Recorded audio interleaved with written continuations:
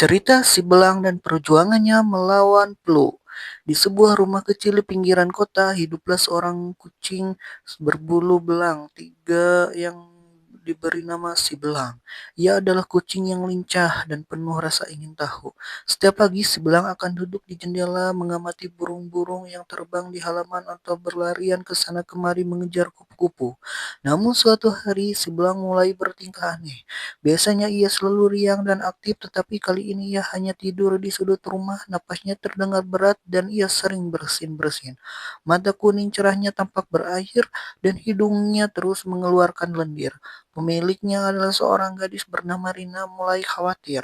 "Aduh, Belang, kamu kenapa?" tanya Rina. Sambil mengusap kepala kucing kesayangannya, si Belang hanya mengeong pelan, seolah ingin mengatakan bahwa ia tidak enak badan. Malam itu Rina memperhatikan si belang lebih dekat. Ia melihat kucingnya menggigil sedikit dan enggan menyentuh makanan sedikit pun. Padahal si belang biasanya sangat rakus jika disajikan makanan kesukaannya. Dengan hati cemas, Rina mencari informasi tentang gejala yang dialami si belang. Ia menyadari bahwa kucingnya kemungkinan besar sedang terkena flu. Perjuangan melawan flu. Keesokan harinya Rina mulai merawat si belang dengan penuh perhatian. Pertama-tama ia memastikan bahwa si belang tetap hangat. Ia meletakkan selimut lembut di tempat tidur kucingnya dan memindahkan tempat tidur itu ke sudut rumah yang lebih nyaman, jauh dari jendela yang bisa membuatnya terkena angin dingin. Rina juga mencoba membersihkan hidung dan mata si belang dengan kain hangat.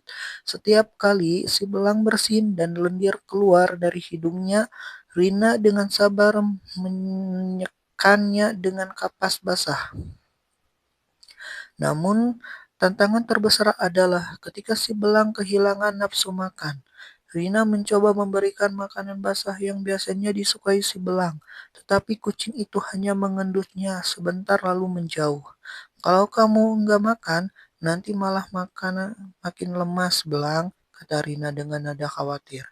Ia lalu mencoba trik lain.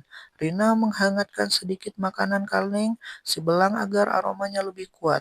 Setelah beberapa kali usaha, si belang akhirnya mau makan, meskipun hanya beberapa suapan. Itu sudah cukup bagi Rina untuk merasa lega. Selain itu, Rina juga mencoba menggunakan cara lain untuk membantu si belang bernapas lebih lega. Ia membawa kucingnya ke kamar mandi dan membiarkan air panas mengalir hingga menghasilkan uap. Si belang awalnya tampak kebingungan, tetapi setelah beberapa saat ia mulai merasa lebih baik. Uap hangat membantu mencegah lendir hidungnya membuatnya bisa bernapas lebih lega. Malam-malam berlalu dengan Rina selalu memastikan si belang tetap nyaman.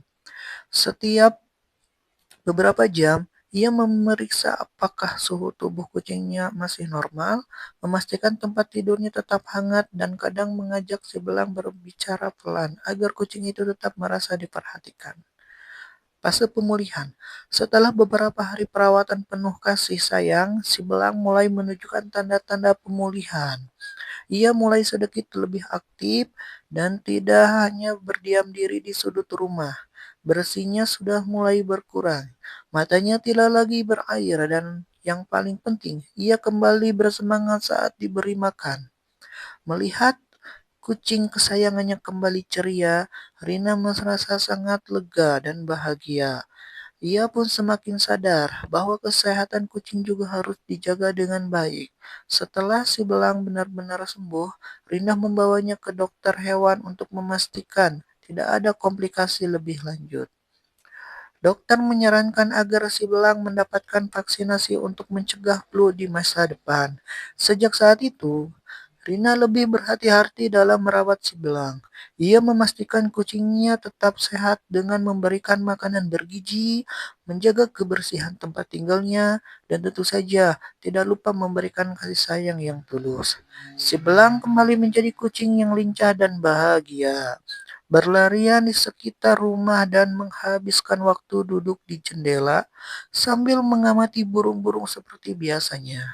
Namun kali ini ia lebih berhati-hati agar tidak terlalu lama bermain di luar saat udara lebih dingin.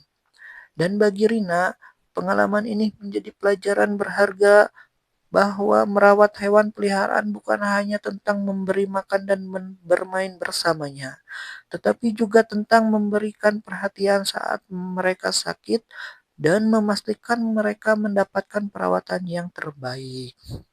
Akhirnya, si belang pun kembali sehat dan menikmati hari-harinya dengan penuh keceriaan.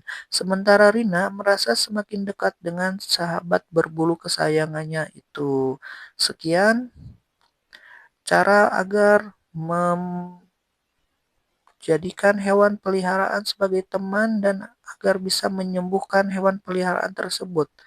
Coba kalian bisa tuliskan apa yang pernah kalian dapatkan untuk hewan peliharaan kalian dan bagaimana cara penyembuhannya. Tulis aja di kolom komentar ya guys.